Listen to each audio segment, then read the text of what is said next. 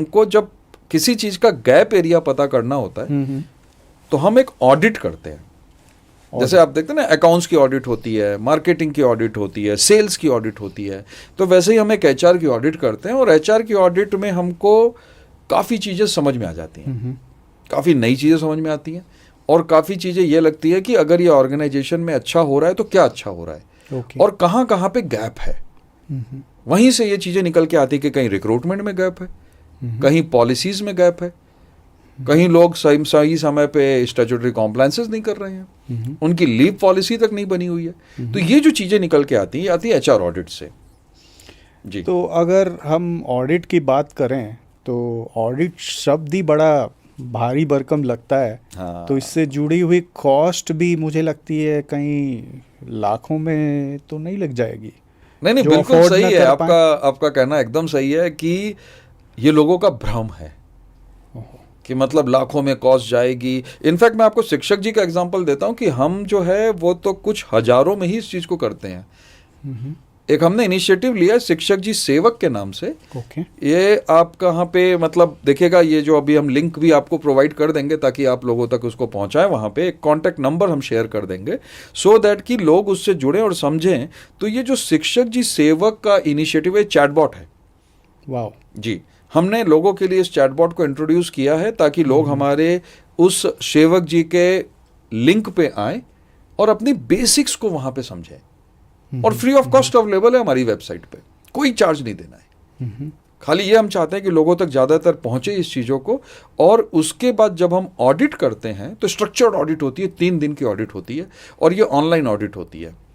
वो हम डेफिनेटली कुछ चार्जेस लेते हैं, बिकॉज कहते हैं ना कि भाई घोड़ा घास से दोस्ती नहीं कर सकता है। तो लेकिन हाँ, बहुत ज़्यादा कॉस्टली नहीं है, क्योंकि ये हमारा मुख्य उद्देश्य नहीं है। हमारा उद्देश्य है कि ज़्यादातर कंपनीज, ज़्यादातर ऑर्गेनाइजेशन, ज़्यादातर बिजनेस ओनर, उनको एक सपोर्ट मिले ताकि वो आगे बढ़ें। हाँ, ये है कि हम यहाँ पे उनको गैप एरिया बता देते हैं। ऑडिट का एक रिपोर्ट मिलती है आपको, और इस ऑडिट के रिपोर्ट में हम 30 इंप्रूवमेंट एरियाज उनको बताते हैं। सर 30 इम्प्रूवमेंट्स एरिया, यानी आप थोड़ा इसके बारे में जी, विस्तार से बताएंगे? अब देखिए क्या है ना कि कुछ चीज़ें तो ऐसी होती है कि जैसे मैं अपना चाहता हूँ कि मेरा हेल्थ सही हो, तो कुछ चीज़ें ऐसी होती है कि मैं खुद भी कर सकता हूँ। अच्छा। अब सुबह उठ करके घूमना हुआ, उसके लिए मुझे किसी डॉक्टर की ज़रूरत नहीं है। जी हाँ, बिल्कुल। अपने भोजन को कंट्रोल करना हुआ, किसी डॉक्टर की ज़रूरत नहीं है। अगर मुझे समय पे सोना, समय पे उठना है, किसी डॉक्टर की ज़रूरत नहीं है। तो ये जो चीज़ें होती हैं, ऐसी कुछ चीज़ें एचआर में होती हैं। भाई कुछ चीज़ें आप अपने एंड से सुधार सकते हैं। तो हम ये जो 30 पॉइंट का सिस्टम देते हैं इनको, या एक रिपोर्ट देते हैं, ऑडिट रिपोर्ट देते हैं, उसमें हमारा उद्देश्य यही रहता है कि आप 10 चीज़ें ऐसी मिले आपको जो आप खुद ही कर सकते हैं, which we called it as a zero cost initiative. जैसे जॉब डिस्क्रिप्शन है, अब जॉब डिस्क्रिप्शन को थोड़ा मॉडिफाई करना ये आप खुद भी कर सकते हैं। पॉलिसीज़ हैं, जैसे आपको या तो ऑनबोर्डिंग की बात है, चेकलिस्ट की बात है, ऑनबोर्डिंग चेकलिस्ट, तो ये आप खुद ही बना सकते हैं। भाई एक अपने 5-6 चीज़ों का एक फ्रेमवर्क बना लिया और यही ऑनबोर्डिंग चेकलिस्ट आपने यूज़ करने लग गए।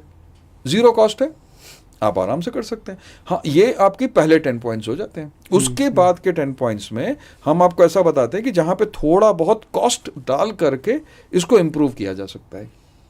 और लास्ट के जो 10 पॉइंटर्स हैं वहाँ पे हम बताते हैं कि उसको आप स्केल कैसे कर सकते हैं। जैसे फॉर एग्जांपल आपको एक लर्निंग कैलेंडर बना लेना चाहिए, या एक एचआर कैलेंडर बना लेना चाहिए, या अगर हम बोले तो एक एनुअल मैन पावर प्लानिंग कर लेनी चाहिए। अब ये जो तीनों चीज़ें आती हैं, ये सारे हमारे रिपोर्ट का हिस्सा बन जाते हैं।